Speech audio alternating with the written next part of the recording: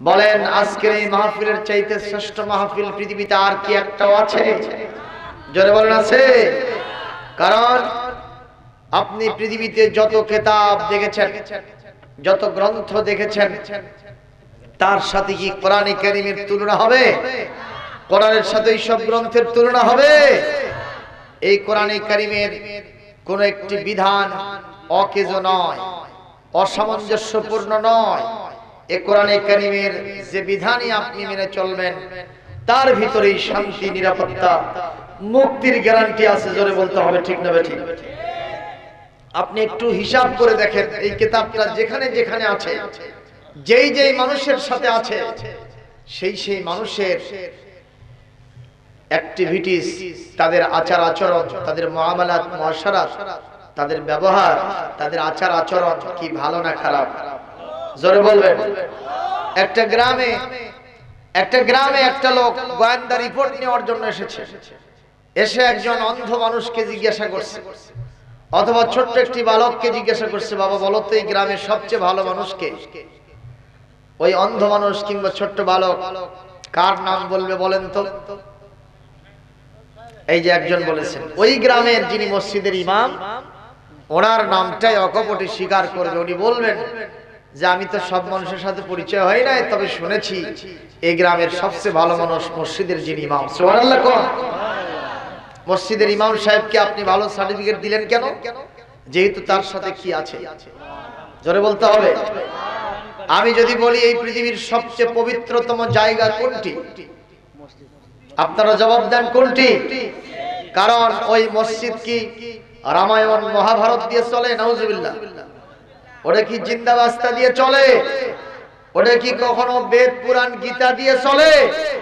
ওই কিতাব চলে যে কি বলে, ওই প্রতিষ্ঠান, ওই জায়গা, ওই বেনা, ওই জায়গাটা যা দিয়ে চলে সেই কিতাবের নাম কি? কিতাব। এই কিতাব দিয়ে যে ঘরটা চললো সেই ঘরটাই শান্তি থাকলো, পবিত্র হলো। যেই মানুষ চললো সেই মানুষটাও ভালো হলো। এই কিতাব দিয়ে যে প্রতিষ্ঠানগুলি চলে এগুলো মাদ্রাসা বলা হয়। যারা বলুন ঠিক কিনা? এই মাদ্রাসাগুলোর অবস্থা কি ভালো না খারাপ? কলেজে যান, ইউনিভার্সিটিতে যান, বিশ্ববিদ্যালয়ে যান, যে সমস্ত জায়গায় যান না কেন যেখানে কোরআন নাই, রাসূলুল্লাহর ভাষা ইন্নাল্লাযী লাইসা ফী জাওফিহি শাইউম মিনাল কোরআন কাল বাইতিল খরব ওয়া ফী রিওয়ায়াতিন কাল বাইতিল খরিব। যেই ঘরে, যেই দেহের ভিতরে, সিনার ভিতরে কোরআন নেই, যেই মাইন্ডের ভিতরে কোরআন নেই, একটা হরফও নেই, ওই ঘরটা কি বলে, ওই বডিটা, ওই সিনাটা একটা সারা বাড়ির মতো, উজার বাড়ির মতো। আপনারা জবাব দেন, যেই বাড়িতে, যেই ঘরে মানুষ থাকে না, মানুষ ছেড়ে ছুড়ে চলে গেছে, তাই বলে কি ওই ঘরে, ওই বাড়িতে আর কেউ থাকে না? কি থাকে বলেন তো? সাপ থাকে, বিচ্ছু থাকে, হিংস্র প্রাণীরা থাকে, হুতুম পেঁচা, উই পোকা, সালা পোকা, জোরে বলেন থাকে না? থাকে না? তেলা পোকা, সার পোকা, এগুলো নিয়ে ওখানে হুতুম পেঁচাদের বাস হয়ে যায়। আল্লাহর নবীর কথা কতটা সায়েন্টিফিক, কতটা দর্শন সুলভ, ফিলোসফির মূলক, দর্শন ফালাসাফার সাথে নবীর কথার কত সুন্দর মিল। যেই সিনার ভিতরে, যেই বডির কোরআন নাই, ওই বডিটা যেমন সারা, ওই ঘরটা যেমন সারা বাড়ির মতো, ওই বডিটা যেমন সারা বাড়ির মতো, সারা বাড়ির ভিতরে মানুষ না থাকলে হিংস্র প্রাণীগুলো যেমন থাকে, বডির ভিতরে কোরআন না থাকলে, কোরআন না থাকতে পারে ওর ভিতরে শয়তানের বাসা থাকে। জোরে বলতে হবে ঠিক কিনা? এই জন্যই তো আমরা দেখি যাদের ভিতরে কোরআন নাই তারাই মদ খায়, তারাই জিনা করে, কথা বল না কেন?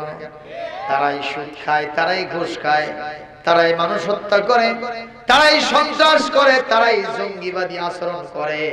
কিন্তু যাদের ভিতরে আক্ষরিক অর্থে কোরআন আছে, এই মানুষগুলি সর্বশ্রেষ্ঠ আল্লাহর গোলামে পরিণত হয়ে গেছে। মারহাবা, যেরকম সুবহানাল্লাহ।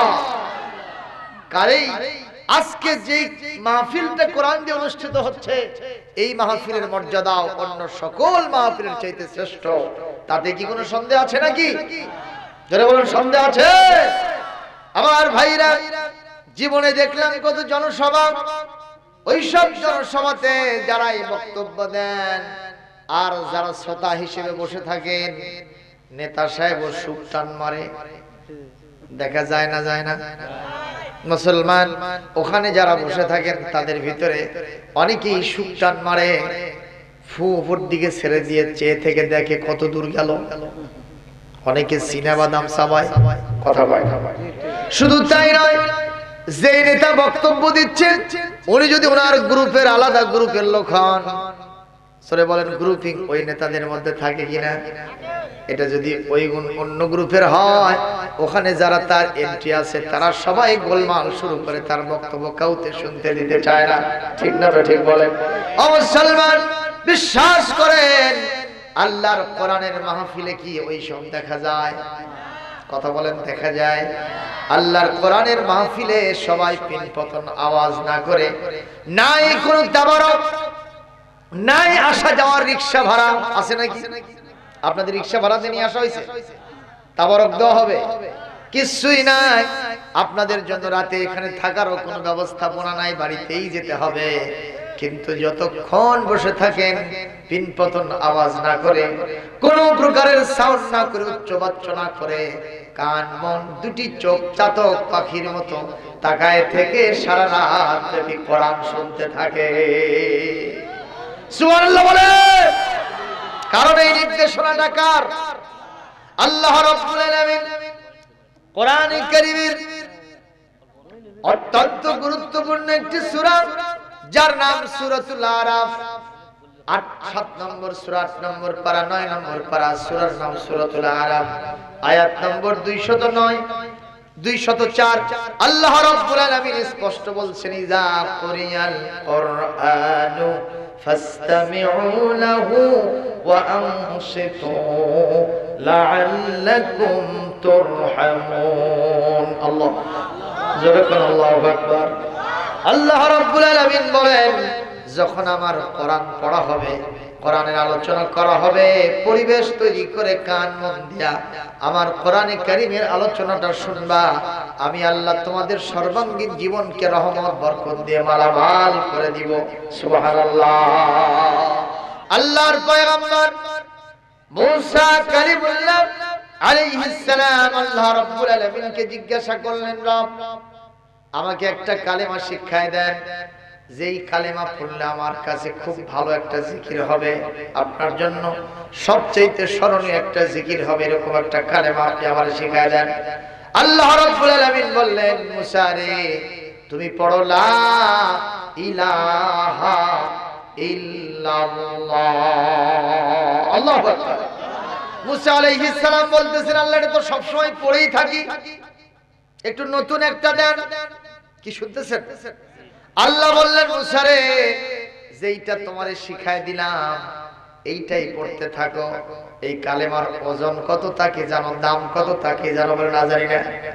7 বুক আসমান, 7 বুক জমিন, পাহাড় পর্বত, নদী নালা, গাছপালা, তরলতা যা আছে সবগুলো যদি একটা পাল্লায় ওজন করা হয়, আর একটা পাল্লায় যদি কালিমায়ে তৈয়্যিবা উঠায় দেওয়া হয়, আমি আল্লাহ বললাম কালিমায়ে তৈয়্যিবার ওজন সবচাইতে বেশি হয়ে যাবে। সুবহানাল্লাহ বলেন। এজন্য সকলে মিলে পড়েন লা ইলাহা ইল্লাল্লাহ, জোরে লা ইলাহা লা ইলাহা ইল্লাল্লাহু মুহাম্মাদুর রাসূলুল্লাহ সাল্লাল্লাহু আলাইহি ওয়াসাল্লাম। আমার ভাইরা, আজকে আমি আপনাদের সামনে কোরআন কারীম থেকে আলোচনা করার জন্য একটি আয়াত পেশ করেছি। এই আয়াতটি এসেছে কোরআন শরীফের 20 নম্বর পারা, 29 নম্বর সূরা, সূরার নাম সূরাতুল আনকাবুত। 1, 2 এবং 3 নম্বর আয়াত তেলাওয়াত করছি। বলেন মারহাবা। রাসূলুল্লাহর একটি সহিহ হাদিস আপনাদের সামনে পড়ছি। সম্মানিত উপস্থিতি, এই আয়াতের ভিতরে আল্লাহ পাক আমাদের জন্য একটি গুরুত্বপূর্ণ মেসেজ দিয়েছেন, সেটি আমি আপনাদের সামনে বলছি। আল্লাহ পাক বলছেন আলিফ লাম মিম, এই অর্থ আমরা কেউ জানি না। এই ধরনের হরফে মুকাত্তাআত কোরআন শরীফে যেগুলো আছে সূরার শুরুতে, এগুলোর অর্থ সবচেয়ে বেশি কে জানেন? ধরে বলেন, আল্লাহই ভালো জানে। বড় বড় আলেমরা তারাও এই আয়াতের তাফসীর করতে গিয়া সর্বশেষে গিয়ে এই কথাই বলেছেন, আল্লাহু আ'লামু বিমুরাদিহি বিহি, ইহার দ্বারা কি উদ্দেশ্য আমরা বুঝবো না, এটা আল্লাহই ভালো জানেন। সুবহানাল্লাহ। মহান আল্লাহ যে সবকিছু মানুষের কাছে খুলে দেন নাই, কিছু তার নিজের কাছে রেখেছেন। এই কোরআন যে একটি আজীব কিতাব, এই কোরআন যে লা তুহসা আজাইবুহু ওয়া লা তুবলা গরাইবুহু ফীহি মাসাবিহুল হুদা ওয়া মানারিল হিকমা, তুরকান আল্লাহু আকবার। এটা মহাবিশ্বের মহাবিশ্বর, এটা জ্ঞান বিজ্ঞানের মূলাধার, সকল সমস্যার সঠিক এবং নির্ভরযোগ্য সমাধান। চিৎকার দেন মারহাবা। এটা হলো জ্ঞানের মশাল। এটা একটি প্রমাণ। এই কোরআনের চ্যালেঞ্জ কেউ করতে পারবে না, মোকাবেলা কেউ করতে পারবে না। অন্যান্য আয়াত যদি মানাও নিয়ে আসে, কিন্তু সেটাও তো পচা মার্কা হবে, বমি আসবে ওইটা শুনলে। কিন্তু এই হরফে মুকাত্তাআতের মতো করে কেউ কোনো হরফ আনতে পারবে না। সুবহানাল্লাহ। আল্লাহ রাব্বুল আলামিন বলেন, আহাসিবান নাস,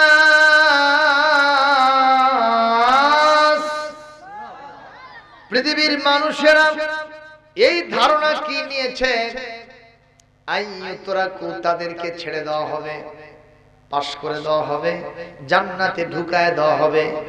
আইয়াকুলু আমান্না, তারা বলল আমরা ঈমান এনেছি। আমরা ঈমান এনেছি কিনা? কেউ কি কাফের আছেন এখানে? ইহুদি, খ্রিস্টান, বৌদ্ধ, হিন্দু, মুশরিক, মুনাফিক আছি আমরা কেউ? আমরা কি ঈমানদার? জোরে বলুন আমরা কি?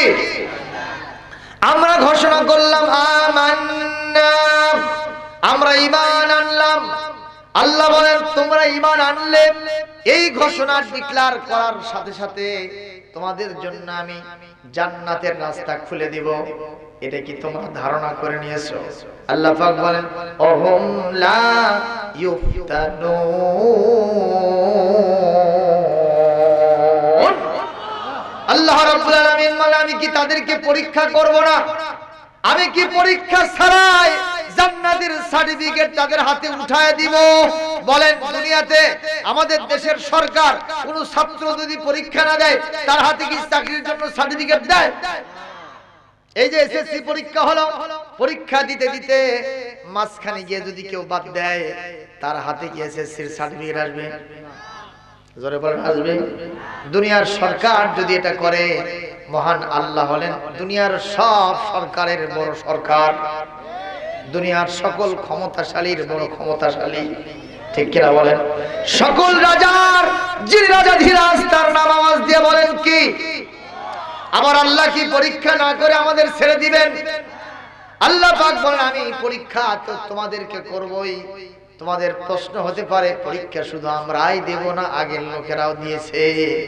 ও মুসলমান, একটা গ্রামে যদি একটা ছেলে শুধু পরীক্ষা দেয়, আর একটু ভয় ভয় লাগে, কথা বলে লাগে না? লাগে না? আর যদি এই গ্রামে আরো অন্তত ৫-৭ জন পরীক্ষার্থী থাকে, ওর ভয় তেমন একটা লাগে না। আল্লাহ পাকের কাছে আমরা যেন জিজ্ঞাসা করেছিলাম, আল্লাহ পরীক্ষা কি শুধু আমাদেরই দিতে হবে না আর কেউ দেবে? আর কেউ দিয়েছে। আল্লাহ পাক বলেন কিয়ামত পর্যন্ত সিলসিলা থাকবে। শুধু তাই নয়, পৃথিবীর শুরু থেকে পর্যন্ত তোমাদের আগ পর্যন্ত যত মানুষ ছিল, আমি তাদেরকে পরীক্ষা করে জেনে নিয়েছি কারা ঈমানের দাবিতে সত্যবাদী আর কারা ঈমানের দাবিতে মিথ্যাবাদী। আমি পরীক্ষা না করে কাউকে ছেড়ে দেই নাই। মারহাবা। তাহলে আমাদের জন্য বিষয়টা একটু সহজ হলো। জোরে বলুন ঠিক কিনা? আমাদের একটু সাহস আসলো যে না, আগের লোকেরাও পরীক্ষা দিয়েছে, পরের লোকেরাও পরীক্ষা দিবে। আপনারা বলেন সেই পরীক্ষার ক্ষেত্রে আপনারা একটা জবাব আমাকে দিবেন বুদ্ধি করে।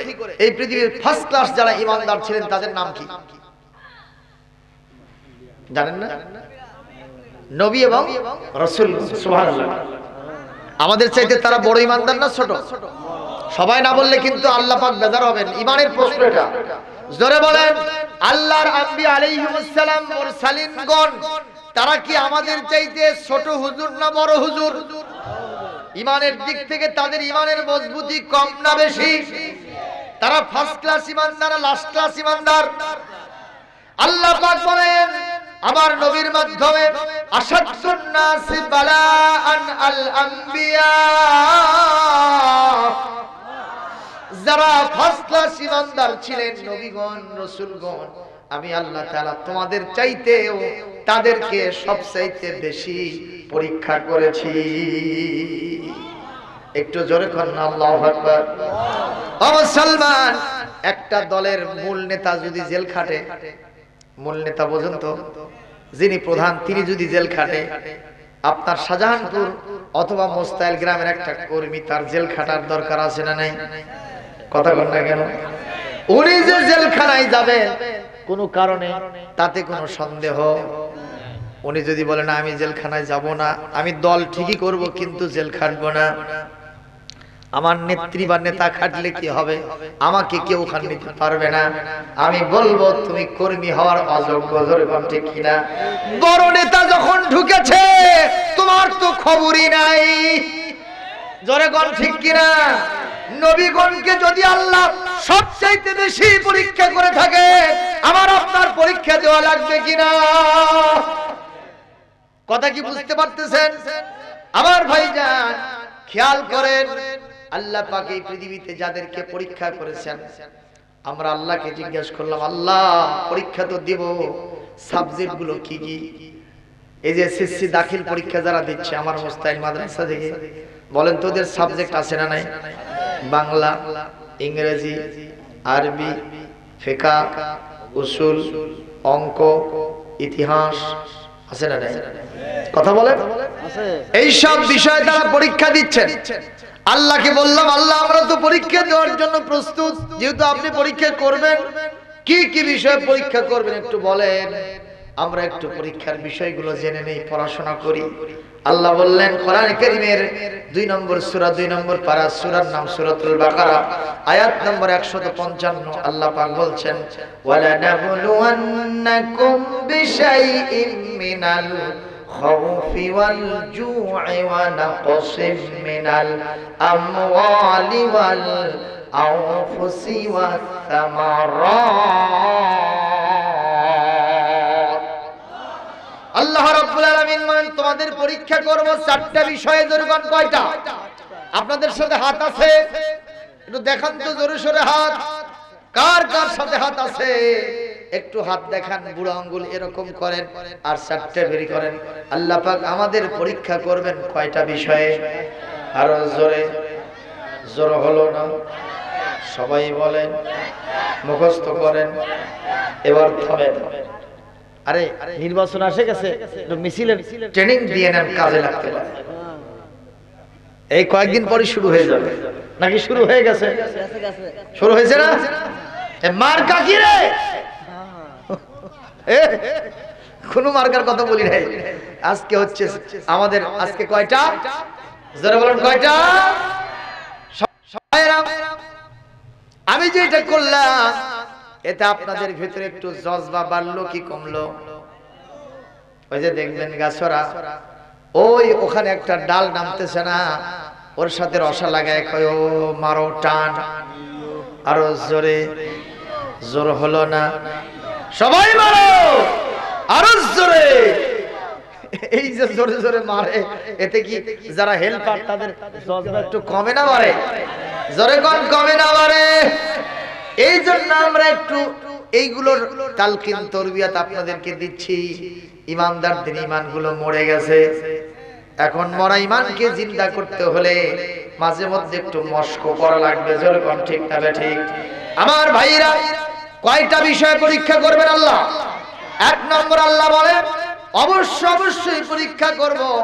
লাম তাকিদ নুন তাকিদ সাকিলা দারফিল মুস্তাকবিল মারুফ। আল্লাহ বলছেন অবশ্যই পরীক্ষা করব। 1 নম্বর ভয় দিয়ে। ভয় কি দিয়ে পরীক্ষা? 2 নম্বর পরীক্ষা ক্ষুধা দিয়া। ক্ষুধা, খাবার থাকবে না, খেয়ে থাকবে।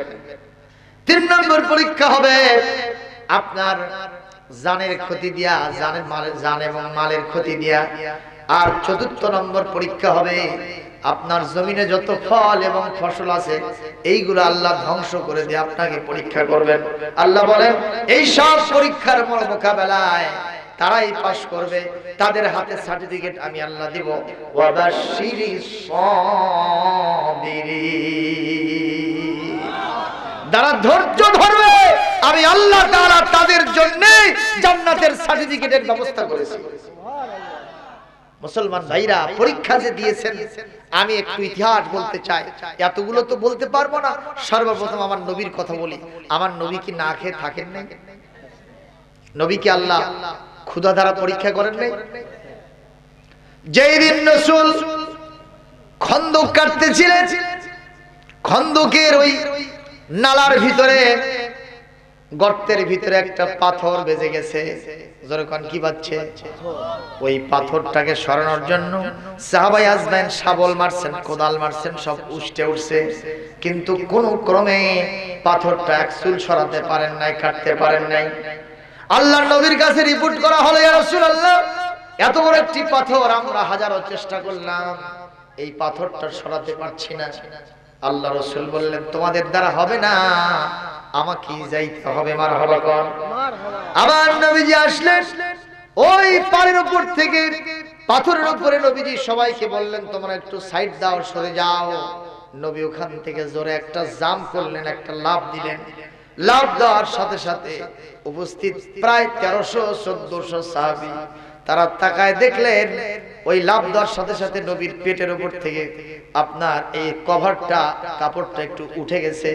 সঙ্গে সঙ্গে সাহাবায়ে আজমাইন চর্মচক্ষু দিয়ে দেখলেন আমার সোনার নবীর পেটের ভিতরে দুইটা বড় বড় পাথর বাঁধা। কি জন্য? ভারী বেশি হোক সেই জন্য। কি জন্য বলেন তো? আমার নবী ক্ষুধার জন্য কারো কাছে শিকায়ত করতেন না, কেউ যাতে না বুঝে নবী ক্ষুধার্ত। সুবহানাল্লাহ। এই জন্য যদি কারো পেটে খাবার থাকে, পেটটা একটু মোটা থাকে নাকি চিকন হয়ে যায়, মোটা হয়ে যায় পেটটা, যেরকম, ঠিক কিনা? নবীজি বুঝাতে চান আমার খাবারের দরকার নাই, পেটটা আমার মোটায় আছে। আহারে, সেই নবীর উম্মত যদি টাকা পয়সা ধন দৌলত অনেক থাকেও দেখবেন মিথ্যা অজুহাতে বিভিন্ন মসজিদে মাদ্রাসায় কি হাত পাতে, বাবা আমার বাড়িতে খাবার নাই, আজ 3 দিন ধরে না খেয়ে আছি, অথচ ফ্রিজের মধ্যে অনেকগুলো খাবার এখন রিজার্ভ আছে। জোরে বলেন, আছে না নাই? এই মিয়া, অনেক বাড়িতে গিয়ে বলে, মা 4টা ভাত দে। কয়টা? একজন কয়, দেখি তো তোকে 4টাই দিব। গুনে 4টে ভাত এসে দিছে। কয়টা? তো বলছে, মা 4টে ভাত দিল, তুমিও 4টাই চাও? কয়, না মা, ওটা আমি একটু মস্করা করে তোমার কাছে বলছি যে আমার অল্প দিলেই হবে। 4টে যা বলতে আমি একটু অল্প চাইছি, বেশি চাই। তো ফকরের বেটা, আরো দিব কিছু, লালি দিয়ে পান্তা খাবা না গরু গোশত দিয়ে ভাত খাওয়া? তো ফকরের বেটা করছে মনে মনে, লালি দিয়ে পান্তাও এটা কমজোরি লয়, আবার গরুর গোশত 500 টাকা কেজি, বাবা ওরে তো গরম ভাত, এটাও কম লয়। তো বলছে, বাবা আয় দাও, মানে ওই কোনটাই ছাড়বে না। এটা এমন ফকির, আর পেট ভরে কিন্তু চোর। এরকম ফকির আছে না নাই? এ জোরে কোন আছে না নাই? এক লোক চিকিৎসা করার জন্য যাচ্ছে, রাস্তার ভিতরে বৃষ্টি ধরছে, তো একটা বাড়িতে গিয়ে আশ্রয় নিচ্ছে। তো বাড়িওয়ালা, কি কথা শুনতেছেন আপনারা? কষ্ট হচ্ছে নাকি? তো বাড়িওয়ালা এখন দুপুরে খানা খাবে, তো এই লোকটাকে রেখে আর কেমনে খায়? যা বলছে, ময়নার মা, একটা মেহমান আছে, তারে ছেড়ে খানা আমরা কেমনে খাই একা একা? মেহমানের জন্য তো খানার ব্যবস্থা করা দরকার। তো তারপর যে বলছে, ভাই আমি আব্দুল্লাহ, আমার স্ত্রীর নাম হলো মরিয়ম, কি নাম, আর আমার মেয়ের নাম হলো ময়না। এই 3 জন সদস্য আমরা কিছু ভাত পাক আছে, দুপুরে খাবো। তা আপনি যেহেতু মেহমান, একটু খাবার আপনাকে দিতে চাই, আপনি খাবেন? তো বলতেছে, ভাই আমার তো আসলে রুচির সমস্যা, রুচি নাই আমার। এই চিকিৎসা করার জন্য চিকিৎসালয়ে যাচ্ছিলাম, মাঝখানে বৃষ্টি ধরছে, তো আপনার বাড়িতে আশ্রয় নিয়েছি। আমার ভাতের রুচি নাই খুব একটা। তাহলে যদি কিছু দেই খাবেন? দেন, চেষ্টা করে দেখতে পারেন। তো বলতে, তাহলে বসে। ওখানে বসে রেখে 1 গামলা ভাত নিয়ে এসে আস্তে করে রেখে তরকারি আনতে, তরকারি নিয়ে এসে দেখে যে ভাত নাই। কি নাই ভাই? ভাত। তা আমার এখানে তরকারি রেখে ভাত আনতে গেছে, ভাত নিয়ে এসে দেখে তরকারি শেষ। এইভাবে ৩-৪ বার হয়েছে। যেরকম কয়বার? ৩-৪ বার এইভাবে হয়েছে। হওয়ার পরে বলতেছে ভাই আমার তো রুচির সমস্যা, একটু ডাক্তারখানায় যাচ্ছি। আচ্ছা তুমি চলে যাও। ময়নার বাপ আর ময়নার মা খালি পিছন দিক থেকে তাকায় থেকে দেখে আসলে এটা মানুষ না দেওয়া ছিল, কি যে এটা আল্লাহ জানে। তো ময়নার মা বলতেছে আসলে এটা হলো ওটা কি? কয় দেখো সেটা যা হয় হোক, আমার উল্লেখ কোনো চিন্তা নাই। আমার চিন্তা হলো একটাই, যে এতক্ষণ পর্যন্ত চেষ্টা করে এই ভাত আর তরকারি এক জায়গা করা গেল না, এর এতই রুচি কম। যখন এরকম পেটুক মানুষ আছে না নাই, সেখানে আমার নবী আমাদের যিনি আদর্শ নেতা, সেই নবী না খেয়ে থেকেছেন। আল্লাহর নবীর কাছে ইয়ামান থেকে এতগুলি গানিমতের মাল এসেছে হাদিয়া। আল্লাহু আকবার। নবীজি ওই মদিনা রাষ্ট্রের সরকার হিসেবে সকলের কাছে কাছে খাবার পৌঁছে দিয়েছেন। সকলের বয় বরাদ্দ নিজেই বন্টন করে দিয়েছেন। চেয়ারম্যানরা বন্টন করে না? আমার নবীজি এই ধারায় বন্টন শুরু করে দিয়েছেন। সকাল থেকে বিকাল পর্যন্ত একটানা নবীজি সকলের হাতে হাতে যার যার পাওনা পৌঁছায় দিলেন। বিকেল বেলা বিশ্বনবী যখন মসজিদে নববী থেকে আম্মা জান আয়েশার ঘরে যাচ্ছেন, তখন নবীজির পেটে ক্ষুধার্ত ভাব, কোনো খাবার নবীজির পেটে নেই, কোনো পকেটে টাকা নেই, নবীর হাতে কোনো অংশ নেই।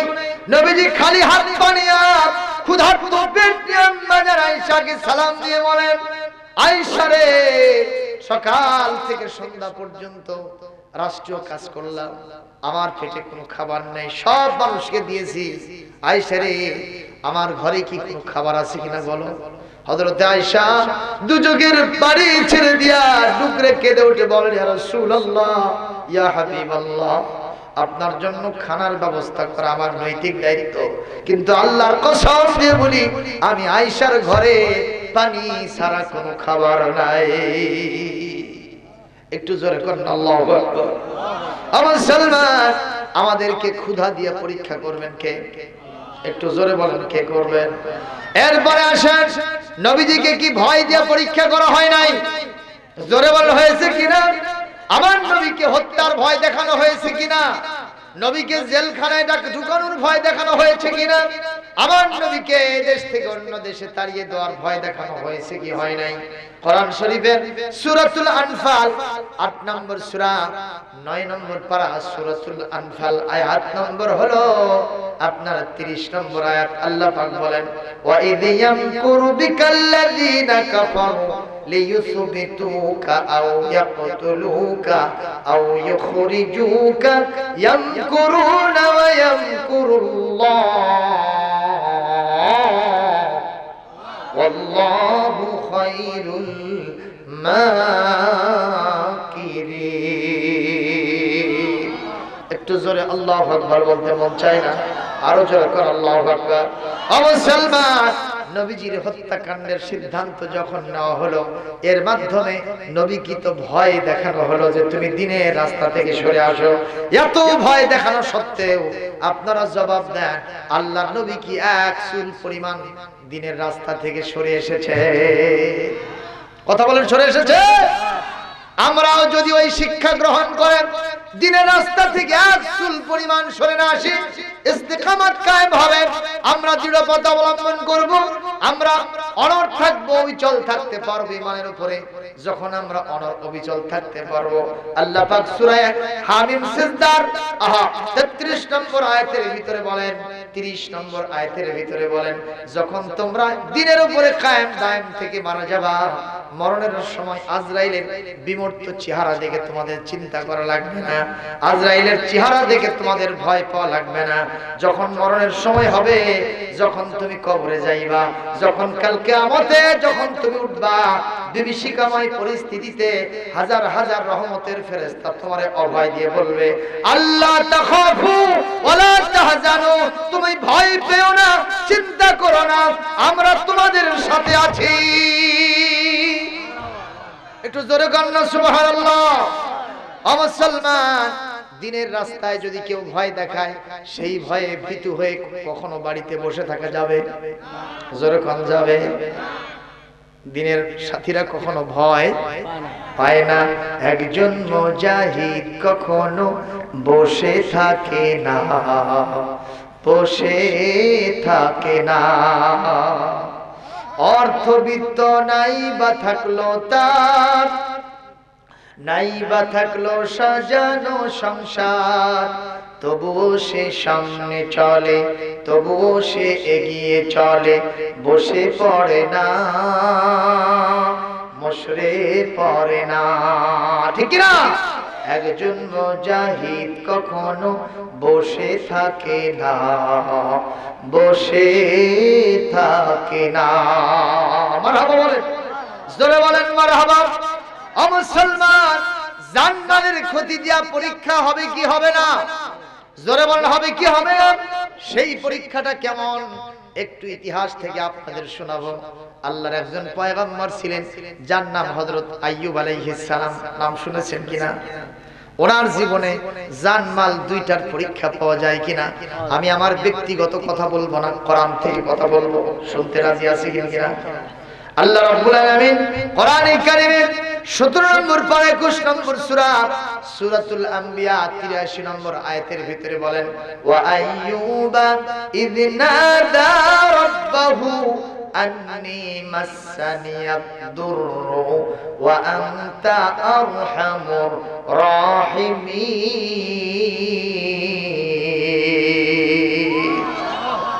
নারে তাকবীর। আপনাদের সাথে হাত আছে? দেখি হাতগুলো তোলেন তো, জোরে সোরে তোলেন। নারে তাকবীর, নারে তাকবীর। আল কোরআনের আলো সারা বিশ্বে জালো, কোরআন আছে যেখানে, আলেম ওলামা যেখানে, নারে তাকবীর। ভাইরে, আইয়ুব আলাইহিস সালাম কে আল্লাহ রাব্বুল আলামিন কি না দেয় নাই সেটা বলেন। আইয়ুবের চেহারা কি খারাপ ছিল? ওনার চেহারা, পয়গম্বরের চেহারা, পয়গম্বরদের চেহারা নায়ক নায়িকাদের চাইতে ভালো না খারাপ? এ খারাপ না ভালো গো? আমাদের দেশের নায়ক নায়িকাদের চেহারা দেখলে আমাদের যুবতী মেয়েরা আর ছেলেরা সব কাজ হয়ে পড়ে যায়। যেদিন সালমান শাহ মরে গেল, ঢাকা বিশ্ববিদ্যালয়ের রোকেয়া হলের 4 তলা বিল্ডিং থেকে ছাদ থেকে পড়ছে আর মরছে। কয়েকজন সুইসাইড করার জন্য লাভ দিছে। সাংবাদিকরা যায় বলতেছে, আপনারা এখান থেকে সুইসাইড করার জন্য লাভ দিছেন কেন? কই সালমান শাহ যখন মরে গেল, এই জীবন আর কার জন্য ধরে রাখবো? মানে ওদের ভাবখানা দেখে মনে হয় ওদের জীবন সালমান শাহর জন্য তৈরি হয়েছে। নাউজুবিল্লাহ। আমার আপনার জীবন কার জন্য? কুল ইন্না সালাতি ওয়া নুসুকি ওয়া মাহইয়ায়া ওয়া মামাতি লিল্লাহি রাব্বিল আলামিন।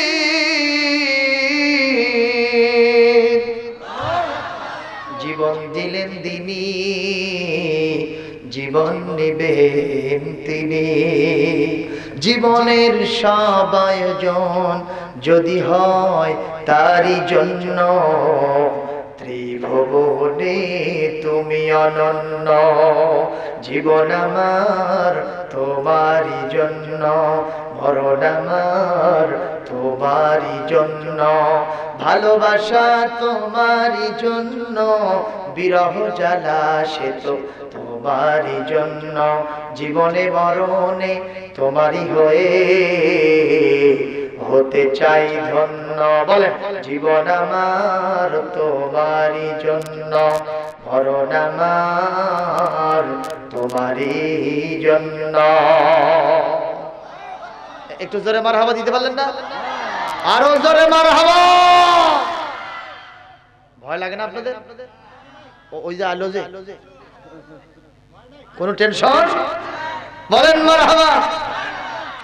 আইয়ুব আলাইহিস সালামের চেহারা এত সুন্দর, শুধু তাই নয়, ওনার অন্তত 7 জন ছেলে মেয়ে ছিলেন। 4টা ছেলে আর 3টা মেয়ে, ওগুলোকে দেখলেও মনে হয় জান্নাতুল পাখির মতো। সুবহানাল্লাহ। শুধু তাই নয়, ওনার 7 জন 8 জন বিবি ছিলেন। শুধু তাই নয়, বিশাল বিশাল বাড়ি ছিল, বিশাল ক্ষেত খামার ছিল, বিশাল অট্টালিকা ছিল, চাকর নৌকর পরিবেষ্টিত, উট দুম্বা ভেড়া বকরি, এরপরে গরু ছাগল যা বুঝায় যত প্রকারের প্রাণী সবগুলো তার বাড়িতে ছিল। মুসলমান বলেন তো হযরত আইয়ুব তাহলে ছোট লোক না বড় লোক? জোরে বলেন, ছোট লোক না বড় লোক? আইয়ুব আলাইহিস সালাম এগুলো পাওয়ার পরে আল্লাহর শুকরিয়া আদায় করে বলেন, হাযা মিন ফাদলি রাব্বি, এটা আমার নিজের ভাতের কামাই না, আমার বাপ দাদার কামাই না, এটা আমার রবের কামাই। জোরে কোন মারহাবা। এই স্বীকৃতি যারা দেয় সেই মানুষগুলো ভালো না খারাপ? সেই মানুষগুলো ভালো না খারাপ? এদের এই সমস্ত সম্পদ থাকবে না, চলে যাবে। এই জন্য আমাদেরকে গাড়ি বাড়ি নারী, আমাদের স্থাবর অস্থাবর সম্পদ, ব্যাংক ব্যালেন্স, আমাদের সন্তানাদি স্ত্রী পুত্র পরিবার সাজানো সংসার আর সম্ভার আওয়াজ দিয়ে বলেন কে দিয়েছে? তাহলে সবাই মিলে পড়েন আলহামদুলিল্লাহি রাব্বিল আলামিন। আল্লাহু আকবার। সব কে দিয়েছে? ওই আল্লাহর জন্য প্রশংসা হিসেবে আবার বলেন আল্লাহু আকবার। আমার ভাইজান, শয়তান আমাদের বন্ধু না শত্রু? মুসলমানদের উন্নতি হোক, মানুষের উন্নতি হোক, মানুষ জান্নাতে যাক, এটা কে চায় না? কিন্তু জান্নাতে যাই আমরা, সেটা কে চান? শয়তান চায় না। এই কারণেই তো শয়তান চ্যালেঞ্জ দিয়েছিল, আমি বলি আদমের সামনে থেকে আসব, পিছন থেকে আসব, ডান থেকে বাম থেকে আসব, আমি তাদেরকে চতুর্মুখী সারাশি অভিযান পরিচালনা করায় আক্রমণ করে দিক বিদিক ছুটোছুটি করতে করতে জাহান্নামে নিয়ে যাব। আল্লাহ, তাদের অধিকাংশকে আপনি জান্নাতে নিতে পারবেন না, আপনি জাহান্নামের সংখ্যা বাড়ায়া দেন, জান্নাতের সংখ্যা কমায় দেন। আল্লাহ বললেন, ও শয়তান, তোর মনের উদ্দেশ্য সফলতা লাভ করবে না। জোরে বলেন মারহাবা। শয়তান এসে বলতেছে, আল্লাহ কি শুনতেছেন? আল্লাহ, আপনার এই যে বান্দা নবী আইয়ুব না? বলে হ্যাঁ। আইয়ুব এত ধন সম্পদ দিয়েছেন, চাকর নৌকর, বাড়ি ঘর, জায়গা জমি, স্থাবর অস্থাবর সম্পদ এতগুলো দিয়েছেন, গরু ছাগল ভেড়া উট দুম্বা বকরি যা আছে এগুলো এগুলো এই যে ওনার কাছে দিয়েছেন না? বলে হ্যাঁ। বলে এই যে আপনার আইয়ুব যে নামাজ পড়ে, রোজা করে, হজ করে, যাকাত দেয়, আপনার জন্য শুধু কান্দে, দিনের জন্য পরিশ্রম করে, এগুলো কেন করে জানেন? কয় না, তা তো জানি না। কয় জানেন? আপনি তো জানবেন না, বোঝেন না। আল্লাহ বলতেছে আপনি বোঝেন না। কে বলেন? জোরে কোন কে? খালি শয়তান না, শয়তানের লিডার ইবলিস। আল্লাহ বলতেছেন আমি বুঝি না। কয় যে না, আপনি একটু কম কম বুঝেন। কয় সেটা কি? কয় যে আইয়ুব যে এত ইবাদত করতেছে ওই সম্পদগুলোর জন্য, এই সম্পদগুলো যাতে তার হাত থেকে সরে না যায়, সম্পদ যাতে ঠিকঠাক থাকে, এই জন্য ওই আপনার জন্য রোজা রাখে, আপনার জন্য কষ্ট করে, আপনার জন্য ইবাদত করে। তো তোর মনের ভাব কি? কয় যে একটু সম্পদগুলো টান দিয়ে দেখে, সম্পদগুলো একটু টান দিয়ে দেখে, আইয়ুব আপনার পক্ষে থাকবে না, ও আর একদিন আপনার নামই জপবে না। আল্লাহ বললেন, শয়তান, ইন্নী আ'লামু মা লা তা'লামুন, আমি যা জানি তোমরা শয়তানরা তা জানো না। জোরে বলেন না আল্লাহু আকবার। তাহলে আমাদের সম্পর্কে আল্লাহর ধারণা কি ভালো না খারাপ? সেই মানুষ আল্লাহ কি বুড়া আঙ্গুল দেখায়া যখন যাত্রা দেখতে যান, যখন সুদ খাইতে যান, ঘুষ খাইতে যান, যখন মিথ্যা কথা বলেন, মিথ্যা সাক্ষী দেন, যখন আলেম ওলামার বিরুদ্ধে অবস্থান গ্রহণ করেন, কোরআনের বিরুদ্ধে আন্দোলন করেন, মুসলমান বলেন তখন আমার আল্লাহর ধারণার উপরে আঘাত লাগে কিনা? খুবই সাবধান। আল্লাহ আমাদের সম্পর্কে সুধারণা রাখেন, আর আমরা নিজেরা আল্লাহর ধারণাটাকে পাল্টায় দেওয়ার জন্য বারবার চেষ্টা করি। একটু জোরে বলেন নাউজুবিল্লাহ। আপনারা কি ওয়াদা করতে পারি আজ থেকে 5 ওয়াক্ত নামাজ ছাড়বো না? পারি ওয়াদা করতে? দেখি কারা কারা পারি, হাত তুলে আল্লাহকে দেখান। আল্লাহ পাক আমাদের 5 ওয়াক্ত নামাজের জন্য কবুল করুন, জোরে বলেন আল্লাহুম্মা আমিন। আল্লাহ বলেন, শয়তান আমি জানি আমার আইয়ুব শুধুমাত্র টাকা পয়সার জন্য, ধন দৌলতের জন্য নয়, আমার আইয়ুবকে আমি নবুয়তের মর্যাদা দিয়েছি। আমার আইয়ুব অবশ্যই একনিষ্ঠ চিত্তে মুখলেস হয়ে আমার ইবাদত বন্দেগী করে, সম্পদের মোহে কখনো ইবাদত করে না। আমি যদি এই সব টান দিয়ে নেই, তারপরেও আমার আইয়ুব আমার গুণগান করবে। সুবহানাল্লাহ। শয়তান বলল, আল্লাহ একটু টেস্ট কেস একটু দেখেই দিই না কেন আপনাকে? বলে কি করতে বলছো? বলে তুমি এই সম্পদগুলো টান দাও। আল্লাহ পাক হযরত আইয়ুবকে জিজ্ঞেস করলেন, আইয়ুব এতগুলি ধন সম্পদ তোমারে দিয়েছি, এতদিন সুখ সমৃদ্ধির ভিতরে আছো, তোমার কি মন চায় না একটু পরীক্ষা দেওয়ার? আইয়ুব আলাইহিস সালাম বললেন, আল্লাহ অনেক দিন থেকে মনের ভিতরে আনসান করতেছে, এত সুখ, বেশি সুখ ভালো নয়, মাঝে মাঝে একটু দুঃখ হওয়া দরকার।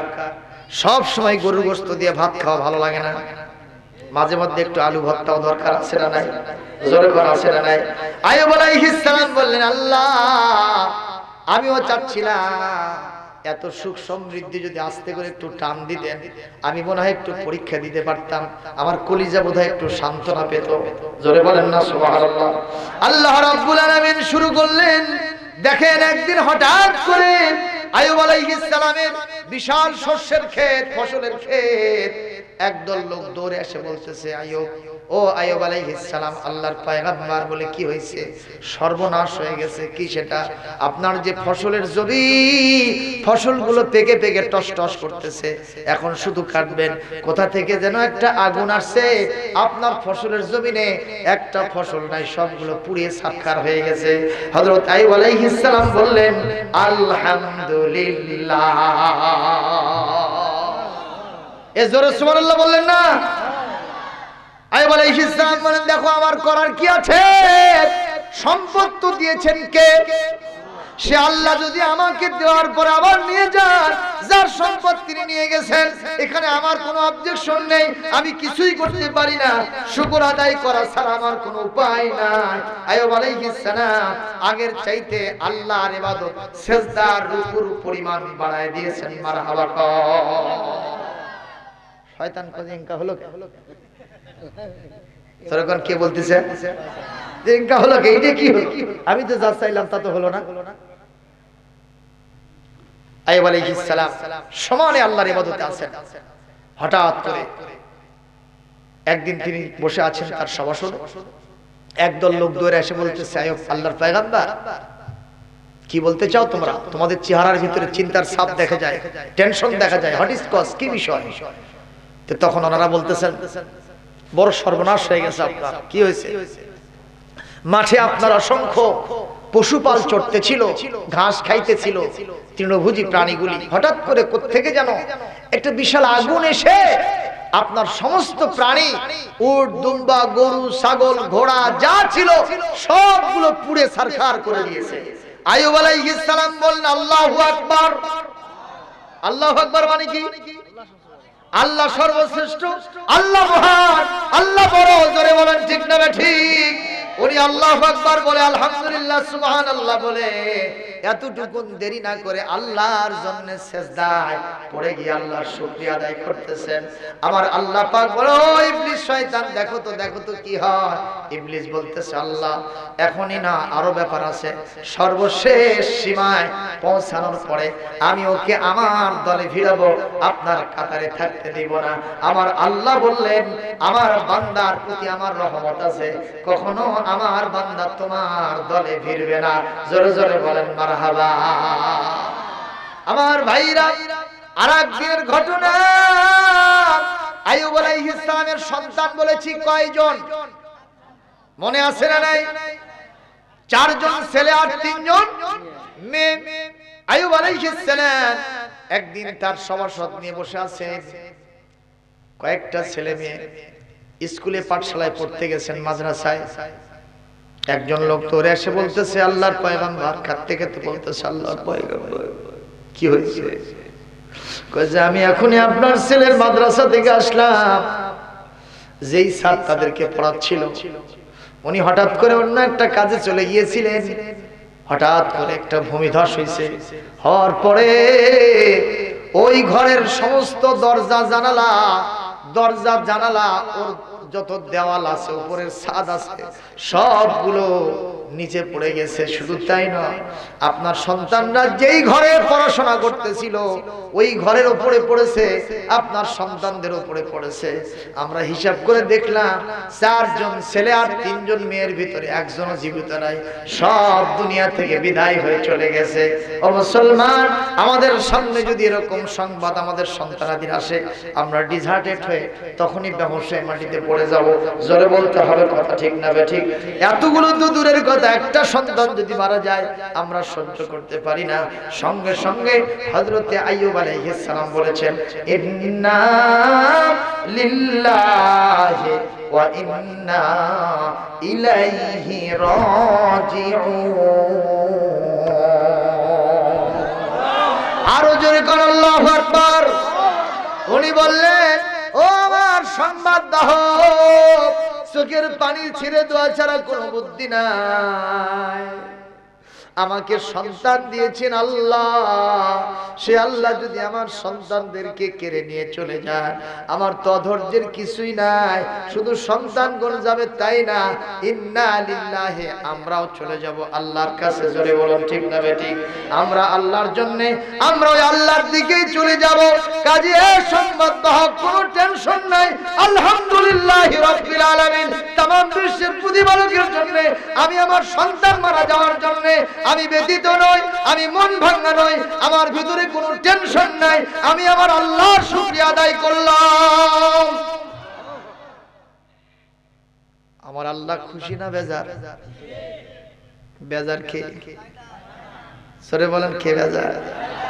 শয়তান বলল, রে সবই তো শেষ হয়ে গেল, আর একটা পয়েন্ট থাকলো। জোরে বলুন, কয়টা? ও মুসলমান, আমাদের অনেকের সন্তানাদি দুনিয়া থেকে বিদায় হয়ে যায় না, যায় না?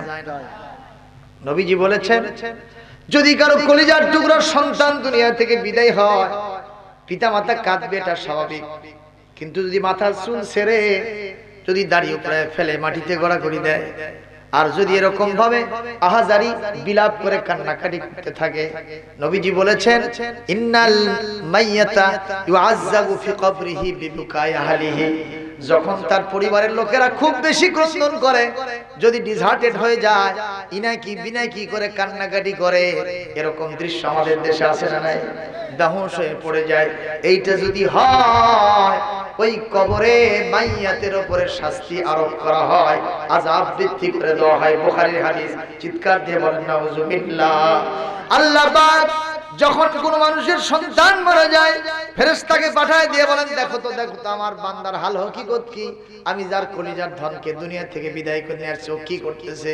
ফেরেশতা মণ্ডলী এসে যখন দেখে, দু চোখের কোনা দিয়া পানি পড়ে দাড়ি বুক সব ভিজে যায়, আর আল্লাহর কাছে হাত তুলে মোনাজাত করতে থাকে, আর বলতে থাকে, ইন্না লিল্লাহি ওয়া ইন্না ইলাইহি রাজিউন। জোরে বলুন সুবহানাল্লাহ। এইটা যখন বলতে থাকে, সঙ্গে সঙ্গে ফেরেশতা আল্লাহর কাছে গিয়ে বলে, আল্লাহ, আমরা আপনার বান্দার কাছে চলে গেলাম, তার কলিজার ধন নিয়ে এসেছে, কিন্তু তো সে কখনো ডিসহার্টেড হয়ে যায় নাই, বুক সাবরাই নাই, কখনো কাপড় ছেড়ে নাই, দাড়ি উপরাই নাই, মাথার চুল উস্কো খুস্কো করে মাটিতে গড়াগড়ি দেয় নাই, বরং আমরা শুনলাম সে ইন্না লিল্লাহ পড়ে দোয়া করেছে। এইটা ছাড়া আর কিছু শুনি নাই। আবার আল্লাহ বলেন, ও বান্দারে, ও ফেরেশতারে, আমি যখন আমার বান্দার ধনটা কেড়ে নিয়ে আসছি, আমার বান্দাকে তোরা গালি দিস না, আমার বান্দার জন্য শাস্তির ব্যবস্থা করিস না। আমি জবাব দিলাম, আমি তোদের অর্ডার দিয়ে দিলাম, তাড়াতাড়ি করে জান্নাতের মধ্যে আমার বান্দার জন্য একটা ঘর বানায়া দে, আর ওই ঘরের নাম রাখে বাইতুল হামদ, প্রশংসার ঘর। জোরে কোন সুবহানাল্লাহ। আমার ভাইজান রে, হযরত আইয়ুব আলাইহিস সালাম সন্তান মারা যাওয়ার পরে কার শুকরিয়া আদায় করলেন? খুশি হলেন কে? বেজার হলো কে? শয়তান। আমরা কি শয়তানকে খুশি করতে চাই না বেজার করতে চাই? তাহলে কিন্তু সুদ খাওয়া যাবে না, ঘুষ খাওয়া যাবে না, মিথ্যা কথা বলা যাবে না, ইয়া বাবার সাথে জড়িত হওয়া যাবে না, কখনো আপনার ওই যে সুখ টান মারা যাবে না, কখনো আপনার এই সমাজের ভিতরে বলেন তো চুরি ডাকাতি জেনা ব্যভিচার আছে না নাই, ওই নারীর সাথে অবৈধ প্রেম করা যাবে না। হযরত আইয়ুব আলাইহিস সালাম, কষ্ট হচ্ছে কি? আইয়ুব আলাইহিস সালাম হঠাৎ করে নজর করেন একদিন রাতের পরে সকালবেলা যখন ঘুম থেকে উঠেছেন, নজর করে দেখেন তার শরীর আপাতমস্তক এরকম ফোসকা উঠে গেছে, ফোড়া হয়ে গেছে। সেই ফোড়াটা একদিন দুই দিনের ব্যবধানে পেকে সবগুলো ফোড়া ফেটে গেল। ফেটে যাওয়ার পরে পুরাটা শরীর এক পর্যায়ে দুর্গন্ধযুক্ত হয়ে গেছে। মুসলমান ভাইরা বলেন তো, পচা শরীর যদি হয় আর যদি দুর্গন্ধ মানুষের গা থেকে বের হয়, ওর আশেপাশে কি কখনো কেউ থাকে? কেউ কি থাকে বলেন? স্ত্রীরা এসে বলে, প্রাণের স্বামী আপনি তো নবী, আপনার গায়ে কেন ঘা হলো, আপনার গায়ে কেন পচরা হলো, আপনার গায়ে কেন বসন্ত হলো, আপনি তো সবচেয়ে ভালো মানুষ, কেন আপনার এত বিপদ মুসিবত হবে? কিন্তু আইয়ুব আলাইহিস সালাম তো জানেন তার উপরে কার পক্ষ থেকে পরীক্ষা চলতেছে, পরীক্ষা চলতেছে। এই কারণে আইয়ুব আলাইহিস সালাম বিবিরা বললেন, আপনি আল্লাহর কাছে দোয়া করেন, আপনার রোগ ব্যাধি ভালো হয়ে যাবে, ভালো হয়ে যাবে। উনি বললেন, না না, 70 বছর পর্যন্ত সুস্থ শরীরে ছিলাম, আমার কোনো সমস্যা হয় নাই। আজকে যদি আল্লাহ পাক আমাকে 7টা বছর একটু পরীক্ষা করেন, আমি কেন মহান মনিবের জন্য আমি তার কাছে হাত তুলে দোয়া করব? দোয়ার দরকার নাই। আমি আমার এমন কোন মনিবের দাসত্ব গোলামি করি না, যিনি অন্ধ, যিনি চোখে দেখেন না, উনি সবকিছু দেখেন, সময় মতো আমার যাজা প্রদান করবে। জোরে বলেন না সুবহানাল্লাহ। আমার ভাইরে, এক পর্যায়ে আইয়ুব আলাইহিস সালাম কার দাসত্ব করতেছেন? শরীরটা পচে গলে গেল। যখন তিনি আল্লাহর কাছে দোয়া করেন না, শরীরটাও ভালো হয় না। বিবি এক এক করে 1 2 3 4 5 6 7 জন বিবির ভিতরে 6 জন বিবি আস্তে করে তার কাছ থেকে বিদায় হয়ে চলে গেল। আপনাদের মনের প্রশ্ন হতে পারে, একই সাথে 7 জন বিবি আল্লাহর নবী কেমনে রাখতে পারে? বলে, এটা নবী মুহাম্মাদের শরীয়ত নয়, এটা ছিল পূর্ববর্তী শরীয়ত। তখন বেশি করে বিয়ে করা জায়েজ ছিল, যখন ঠিক কিনা? 6 জন বিবি বিদায় চলে গেছে। এই পচা স্বামীর সাথে থেকে লাভ আছে? সব বিদায় হয়ে গেছে। একটা মাত্র বিবি তার কাছে আছেন, যার নাম রহিমা। অফি রিওয়ায়াতেন লাইয়া বিনতে মিশা, তার নাম হলো ইউসুফ আলাইহিস সালামের নাতনি, নাম হলো লাইয়া বিনতে মিশা। জোরে মারহাবা। হযরত আইয়ুব বলেন, ও লাইয়া বিনতে মিশা, রহিমা, সব বিবিরা আমার কাছ থেকে বিদায় হয়ে গেল, রহিমা তুমি কেন থাকো? তুমিও চলে যাও। আমি পচা মানুষ, আমার কাছে থাকলে তোমার কষ্ট হবে, তুমি কষ্ট পাবে। আইয়ুব আলাইহিস সালামের স্ত্রী, সলেহা নেককারী স্ত্রী, নাম হলো রহিমা। উনি বলতেছেন, প্রাণের স্বামী রে, আমি আপনাকে রেখে কোথায় যাব? কোথায় আমার ঠিকানা? আমি বলতে পারি, স্বামী আছে যেখানে, আমি রহিমা সেখানে। একটু জোরে করেন না মারহাবা, আরো জোরে করেন আল্লাহু আকবার। এক পর্যায়ে হযরত রহিমা নিজেও নজর করলেন, স্বামীও নজর করে দেখতেছেন, আরে গোটাটা শরীরে পোকা দিয়েছে। পোকাগুলো শরীর থেকে ওদের খাবার খেয়ে আস্তে করে মাটিতে পড়ে যায়। আইয়ুব আলাইহিস সালাম পোকাগুলোকে উঠায়া শরীরের সাথে আবার লাগায় দেয়, আর বলতে থাকে, পোকা পরিষ্কার, আমার শরীরটা তোর খাদ্য হিসেবে আল্লাহ কবুল করেছে, পড়ে যাস না। পোকাগুলোকে লাগায় দেয়।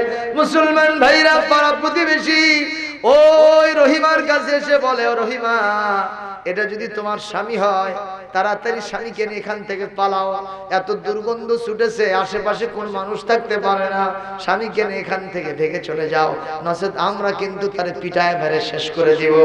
আর রহিমা বলেন, সবাই যখন চলে গেছে, আমি এখন কেমনে যাই? আমি কেমনে তারে ফেলে রেখে যাই?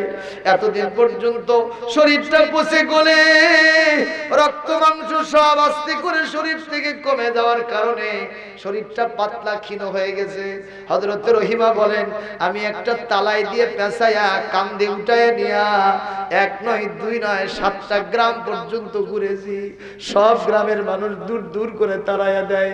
কোন গ্রামের মানুষ আমার স্বামীকে দেখতে পারে না, আমারে সহ্য করে না। তখন 7 নম্বর গ্রাম থেকে আমি অনেক দূরত্বে একটা জঙ্গলের রাস্তায় ধরলাম। ওই রাস্তায় গিয়া ওখানে একটা নির্জন এলাকা পেয়ে গেলাম। ওই জায়গাতে আমার স্বামীর জন্য আস্তে করে একটা তাঁবু বানায় আমার স্বামীকে ওখানে রাখলাম। চিন্তা করলাম খাবারের তো দরকার, এখন আমি খাবারটা পাইব কোথায়? পাশের বাড়িতে চলে যায়, পাশের গ্রামে চলে যায়, মানুষের বাড়িতে পাট খাটে।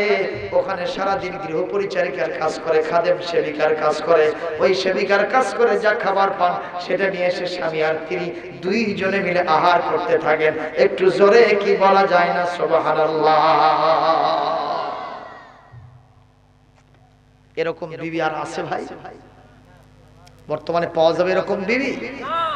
আমার ভাইরা একদিনের ঘটনা শুনেন। হযরত আইয়ুব আলাইহিস সালাম পচা দুর্গন্ধযুক্ত মানুষ, এত অসুখ বেসুখ, তারপরেও তিনি কার শুকরিয়া আদায় করেন?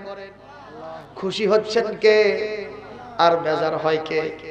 কারণ শয়তান টার্গেট নিয়েছিল 1 নম্বর ফেল, 2 নম্বর ফেল, 3 নম্বর ফেল, 4 নম্বর আমি তারে আটকায় দিব, যখন ঠিক কিনা। কিন্তু দেখা যাচ্ছে 4 নম্বরেও শয়তানের জন্য বিধি বাম দিকে গেছে, জোরে বলুন ঠিক কিনা। আমার সালমান খেয়াল করে একদিনের ঘটনা। হযরত রহিমা লাইয়া বিনতে মেশা একটা গ্রামে গেলেন। সকাল থেকে সন্ধ্যা পর্যন্ত প্রত্যেক বাড়ি বাড়ি ঘুরতে থাকলেন, কিন্তু কোনো বাড়িতে কেউ কাজ করে নিতে চায় না। তাকে খাদিমা হিসেবে, সেবিকা হিসেবে কেউ নিতে চায় না, চাকরানি হিসেবে নিতে চায় না। সব শেষে যখন সন্ধ্যা ঘনিয়ে এসেছে, স্বামীর জন্য কি খাবার নিয়ে যাবেন? খাবারটুকু তিনি নিয়ে যেতে পারছেন না, নিজেও না খেয়ে থাকবেন, স্বামীও হয়তো না খেয়ে অসুস্থ, স্বামী মারাও যেতে পারে। এই আশঙ্কায় তিনি হঠাৎ করে সর্বশেষ একটা ইহুদি নারীর বাড়িতে ঢুকলেন, যে বললেন, হাল্লাকে মিন আজিরিন তাস্তাআজিরুহা, এই ইহুদি নারী, তোমার কি লাগবে? কোন গৃহ পরিচারিকা, একটু তাকে টাকার বিনিময়ে, পারিশ্রমিকের বিনিময়ে তুমি রাখবা। মহিলা বলল, না, আমার কোন গৃহ পরিচারিকা দরকার নেই, তুমি ভাগো। মহিলা কিছুতেই যায় না। তখন উনি বলতেছেন, মেহেরবানি করে তাহলে আমার একটু হাওলাত দেন, একটু খাবার হাওলাত আমারে দেন, একটু রুটি দেন কিংবা আটা আমারে হাওলাত দেন। বলে, আটাও দেব না, রুটিও দেবে না, তুমি তো মুসলমান আর আমি হলাম ইহুদি, আমার স্বামীর নিষেধ আছে, কোনদিন মুসলমানের হাতে কোনো খাবার দেওয়া যাবে না। জোরে কর নাউযুবিল্লাহ। একবার যে নাসরবান্দি রহিমা বলতে থাকলেন, না না, আমি না নিয়ে যাব না, অন্তত কিছু হাওলাত দেন, না হয় আমার থেকে কাজ করে না। ইহুদি নারী যখন দেখলো রহিমা জিদ ধরে বসেছে, তখন ইহুদি নারী শর্ত বলল, আমি তোমারে অবশ্যই কিছু খাবার দিতে পারি যদি তোমার মাথার চুলটা কেটে দিতে পারো। মহিলা হযরত রহিমা বলতেছেন, না না, আমি এই শর্ত মানতে রাজি হতে পারি না। কেন কেন? বলে, আমার এক অসুস্থ স্বামী, আমার স্বামী ক্ষীণ পাতলা হয়ে গেছে, আমার স্বামী দাঁড়াতে পারেন না, আমার স্বামীর গায়ে কোনো বল শক্তি নাই। মাঝে মধ্যে যদি একটু শোয়া থেকে বসতে চান অথবা বসা থেকে দাঁড়াতে চান, আমার মাথার চুল ধরে তিনি দাঁড়ান। আজকে যদি আমি মাথার চুল কেটে দিয়া একটু খাবার নিয়ে যাই, আমার অসুস্থ স্বামী কি ধরে দাঁড়াবে? একটু জোরে করেন আল্লাহু আকবার। আমার ভাইরে, এক পর্যায়ে যখন ইহুদি নারী রাজি হয় না, কিন্তু তাকে ফিরায় দিতে চায়, সর্বশেষ বারে হযরতে রহিমা লাইয়া বিনতে মেশা বললেন, আচ্ছা ঠিক আছে, আজকে না হয় চুল কেটে যাবে, ভবিষ্যতে তো চুল অন্তত গজাবে, তারপরেও তো অন্তত খাবার দিয়ে স্বামীরে শুয়ে রাখলে হলো, তা অন্তত বাঁচানো যাবে। আমি চুল কেটে দিলাম। ওখানে আস্তে করে চুলটা কেটে দিয়া যখন খাবার নিয়া স্বামীর তাঁবুর দিকে আসতেছিল, তখন ইবলিস শয়তান মানুষের সুরত, হুজুরের সুরত ধরে, অত্যন্ত শেখের সুরত, ভালো জুব্বা টুপি পাগড়ি এগুলো পরে এসে হযরত আইয়ুব আলাইহিস সালামের কাছে দাঁড়ায় বলতেছে, আইয়ুব তুমি কি করতেছো? বলে আমি আল্লাহর ইবাদত করতেছি। আইয়ুব রে তুমি জানো না তোমার বিবি কোথায়? আমার বিবি তো পাশের গ্রামে মানুষের বাড়িতে কাজ করে খেয়ে ওখান থেকে কিছু খাবার আনতে গেছে। বলে তুমি জানো না এতদিন পর্যন্ত তোমার বিবি তোমারে যা খাওয়াইছে এইগুলো মানুষের বাড়িতে চুরি চামারি করে সেই সম্পদ দিয়ে তোমার জীবন ধারণ করাইছে খাবার দিয়া। তুমি তো জানো না এমন একটা বিবি তোমার সংসারে থাকতে পারে না। জোরে কন্যা নাউজুবিল্লাহ। আইয়ুব আলাইহিস সালাম বিশ্বাস করতে চান না, না না সবাই যখন চলে গেল আমার রহিমাই কাজ কখনো করতে পারে না, আমার বিশ্বাস হয় না, বিশ্বাস হয় না। একবার যে শয়তান আর্গুমেন্ট দাঁড় করালো, শয়তান প্রমাণ উপস্থাপন করলো, দেখো দেখো আজকেই তোমার বিবি ওই ইহুদি নারীর বাড়িতে চুরি করতে গিয়ে ধরা পড়ছিল, যার কারণে তার মাথার কাল চুলটা পর্যন্ত কেটে দিয়েছে। যদি বিশ্বাস না হয় তোমার বিবি যখন আসবে তুমি দেখতে পাইবা কি রকম পরিস্থিতি হয়ে গেছে তার। মুসলমান বলেন তো এই শয়তান আমাদের বন্ধু হতে পারে? এই শয়তান কি আমাদের বন্ধু হতে পারে ভাইজান? ঘটনাটা কি সত্য না মিথ্যা? জোরে বলেন সত্য না মিথ্যা? সত্য। রহিমা চুল কেটে দিয়েছে চুরি করে? জোরে বলেন। তিলকে তাল বানাইছে। হযরত আইয়ুব আলাইহিস সালাম বললেন, সত্যি যদি তোমার কথা অনুযায়ী আমার রহিমা আমার বিবি যদি সত্যি তার মাথার চুল কাটা দেখতে পায় আমি 100টা বেত্রাঘাত তারে করব। চিৎকার দিয়ে বলেন নাউজুবিল্লাহ। আইয়ুব আলাইহিস সালামকে কে মিসগাইড করলো? সর্বশেষ বলে শয়তান নাসর আইয়ুব আলাইহিস সালামকে ছাড়বে না। শেষবারের মতো হযরত আইয়ুব আলাইহিস সালাম এই যে শর্তটা করলেন, আমার আল্লাহ এই মুহূর্তে আইয়ুবের প্রতি বেজান না খুশি? কারণ কুল হাতু বুরহানাকুম ইন কুনতুম সাদিকিন, কাউকে দোষী করা যাবে না যদি প্রমাণ না পাওয়া যায়। ঠিক না? ঠিক বলে। সবাই যখন চলে গেছে সেই বিবিটা তার সাথে আছেন, তার ব্যাপারে এত বড় কঠিন সিদ্ধান্ত উনি দিতে যাচ্ছেন কার প্ররোচনায়? শয়তানের প্ররোচনায়। আমার ভাইরা, হযরত রহিমা যখন বাসার দিকে আসতেছিলেন, in the mean time Ayub আলাইহিস সালাম নজর করে দেখেন পুরোটা শরীর তো তার পচে গলে শেষ। এতদিন জিবা দিয়া আল্লাহর জিকির করতেছিলেন, আল্লাহ আল্লাহ আল্লাহু লা ইলাহা ইল্লাল্লাহ। জোরে এইভাবে আল্লাহর জিকির তিনি করতেছিলেন যেই জবান দিয়া জিহ্বা দিয়া। হঠাৎ করে নজর করেন আজকে জিহ্বাতে ব্যথা। নজর করে দেখেন জিহ্বার ভিতরে পোকা ঢুকছে। যেরকম কি পোকা ঢুকেছে, জিহ্বাতে পোকা দিয়েছে।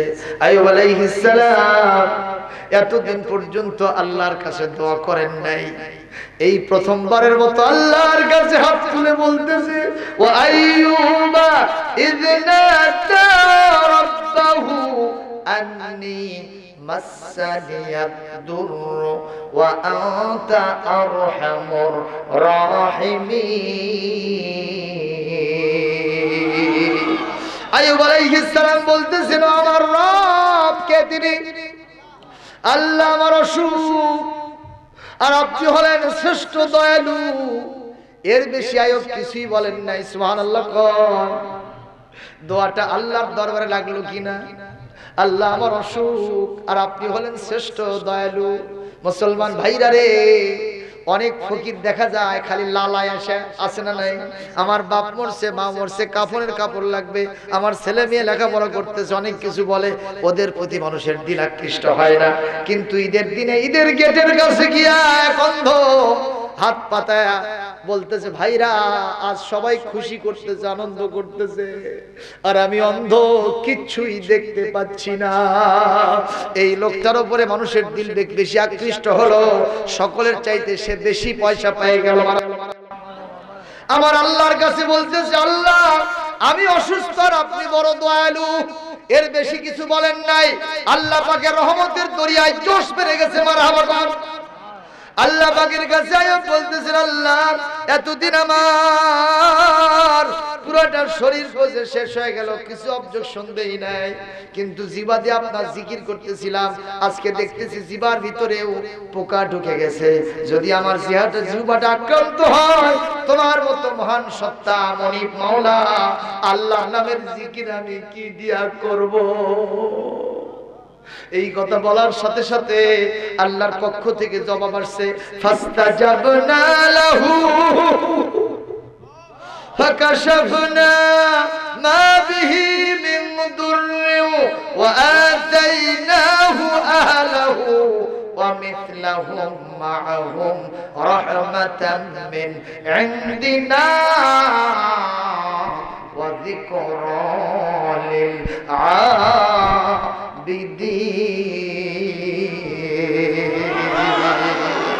আর জোরে কর আল্লাহু আকবার। এইবার আল্লাহ পাক বলেন, আইয়ুব যখন টেকনিক করে দোয়া করেছে, আমার রহমতের দরিয়ায় জোশ মেরেছে, সঙ্গে সঙ্গে বললাম, আইয়ুব রে, আমি আল্লাহ তোর কাছে হাজির হয়ে গিয়েছি। আমার ভাইরা, ফেরেশতা এসে বলতেছে, আইয়ুব কিছু করা লাগবে না, তোমার পচা পা দিয়ে আস্তে করে একটু মাটিতে আঘাত দাও। আইয়ুব আলাইহিস সালাম আস্তে করে একটু মাটিতে আঘাত দিয়েছেন, সঙ্গে সঙ্গে দুইটা ঝর্ণা, দুইটা কূপ প্রবাহিত হয়ে গেছে। মারহাবা কোন। একটা কূপের পানি ছিল, একটা ঝর্ণার পানি ছিল গরম, আর একটা আপনার কূপের ঝর্ণার পানি ছিল অত্যন্ত মিষ্টি সুন্দর একটু ঠান্ডা পানি।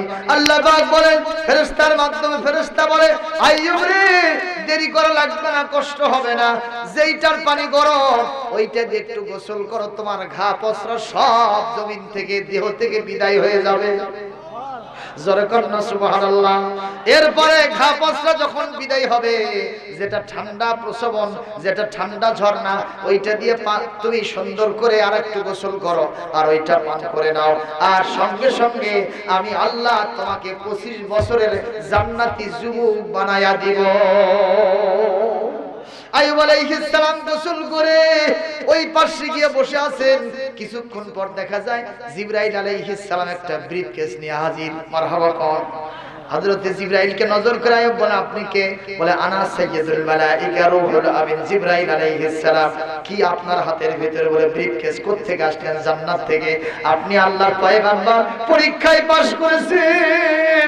আবার আল্লাহ আমাকে বললেন, ও জিবরাইল আমিন রে, আমার জান্নাতি মেহমান আমার নবী আইয়ুবকে দুনিয়ার সাধারণ পোশাক পরাবো না, জান্নাত থেকে এক সেট পোশাক নিয়ে গিয়ে আমার আইয়ুবকে পরাইয়া দাও। আইয়ুব আলাইহিস সালাম যুবক মানুষ, এই জান্নাতি পোশাক পরে ওখানে বসে আছেন। মুসলমান, কষ্ট হচ্ছে কিনা বলে, ওই পোশাক পরে বসে আছেন আর জান্নাতি খাবারগুলো খাচ্ছেন। ওই যে লাইয়া বিনতে মেশা, স্ত্রীর নাম রহিমা, উনি ওখান থেকে এসে দেখেন যেখানে তার পচা স্বামীকে রেখে গিয়েছিলেন, ওই জায়গায় তার স্বামী নাই। পেরেশান হয়ে গেছে। এতদিন পর্যন্ত কোলে কাকে দাঁড়িয়ে নিয়ে থাকলাম, মানুষের গালিগালাজ সহ্য করলাম, কত দূর থেকে কত দূরে চলে আসলাম, আমি পাট কেটে খেয়ে আমার স্বামীর জন্য খানা নিয়ে আসলাম। আজকে সেই স্বামীকে কি বনদস্যুরা নিয়ে গেল, নাকি দেশের সরকার মেরে ফেললো, নাকি তার শত্রুতা রেখে ফেললো, নাকি বাঘে খেয়ে ফেললো, কি হলো কি হলো, টেনশন করতেছেন। হঠাৎ করে নজর করে দেখেন ওদিকে সুন্দর একটা যুবক বসে থেকে মিটমিট করে হাসে, যে সালাম দিয়ে বলে, যুবক রে, তুমি কি দেখছো? আমার একটা পচা স্বামী, দুর্গন্ধময় স্বামী, যার নাম আইয়ুব, ওই তাঁবুর ভিতরে ছিল, তুমি কি তাকে দেখেছো? সঙ্গে সঙ্গে আইয়ুব আলাইহিস সালাম মিটমিট করে হেসে হেসে মুচকি হাসি দিয়ে স্ত্রীকে বলতেছে, লাইয়া বিনতে মেশা, রহিমা, তুমি আমার দিকে একটু ভালো করে তাকাও, আমি তোমার স্বামী, আমার নাম আইয়ুব। হযরত রহিমা বলতেছে না, সুন্দর যুবক তুমি আমার সাথে ঠাট্টা করো না। আমার স্বামী ছিল একজন বৃদ্ধ মানুষ, পচা গলা মানুষ, আমার স্বামী অসুস্থ মানুষ, কিন্তু তুমি তো অত্যন্ত সুন্দর, তুমি আমার স্বামী কেমনে হবে? আইয়ুব আলাইহিস সালাম বললেন, ও রহিমা, আমি আল্লাহর কাছে দোয়া করেছিলাম, আল্লাহ আমার দোয়া কবুল করেছেন, আমি আল্লাহর পরীক্ষায় পাশ করেছি, আল্লাহ আমারে জাযা দিয়েছেন, আর এই জাযার ফসল আমি আল্লাহর পক্ষ থেকে 25 বছরের যুবকের আকৃতি ধারণ করেছি, আর আল্লাহ আমাকে জান্নাত থেকে স্পেশাল এক সেট পোশাক পরায়া এইখানে তোমার জন্য বর সেজে আর তোমাকে নতুন বধূ করে আমার সামনে পাঠাইয়া দিয়েছে। একটু জোরে কন্যা মারহাবা, নারায়ে তাকবীর। আমার ভাইরা বলেন তো, সেই মহান আল্লাহর পরীক্ষা আমাদের উপরে আসবে কি আসবে না? এই পরীক্ষায় পাশ করার দরকার আছে না নাই? আল্লাহ পাক বলেন, আল্লাযীনা ইযা আসাবাতুহুম মুসিবাতুন ক্বালু ইন্না লিল্লাহি ওয়া ইন্না ইলাইহি রাজিউন। আল্লাহ রাব্বুল আলামিন বলেন, যারা আমার এই বিপদ মুসিবত পরীক্ষা আসার পরে বলে আল্লাহ আমরা তোমার জন্য, নিশ্চয় আল্লাহর জন্য আমরা, আর আমাদেরকে আল্লাহর দিকে ফিরে চলে যেতে হবে, আমি আল্লাহ তাদের জন্য পরীক্ষায় পাশ করানোর পরে জান্নাতের সার্টিফিকেটের ব্যবস্থা করে দিয়েছি। জোরে জোরে বলেন মারহাবা।